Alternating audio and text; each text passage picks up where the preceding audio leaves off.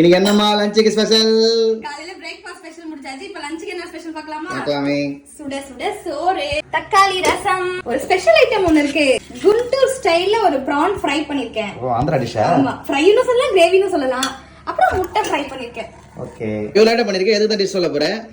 இந்த குண்டூர் prawn தான special recipe. ஆமா. அதனால இதுக்கு ரெசிபி சொல்லிடலாமா? சொல்லிடலாமே. இந்த ஃப்ரைக்கு மசாலாவை வறுத்து அரைச்சி தான் செய்ய போகிறோம். மசாலா அரைக்க ஒரு கடாயில் கொஞ்சமாக எண்ணெய் சேர்த்துட்டு 1 ஸ்பூன் உளுத்தம்பருப்பு, 1/2 ஸ்பூன் மிளகு, 1/2 ஸ்பூன் சீரகம், 4-5 வரமிளகா, ஒரு கொத்து கருவேப்பிலை, 1 பீஸ் பட்டை, 2 லவங்கம், 5 பல் பூண்டு சேர்த்து பச்சை வாசனை போகிற வரை வறுத்து விட்டுட்டு கூடவே 1 ஸ்பூன் மிளகாய் தூள் சேர்த்து மிக்ஸி ஜாரில் நைஸாக அரைச்சி எடுத்துக்கோங்க.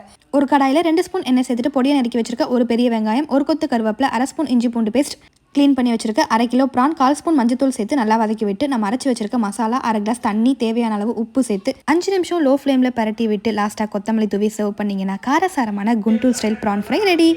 அந்த கிரேவியை லாஸ்டா இந்த கடாயில போட்டு சாதம் பரட்டி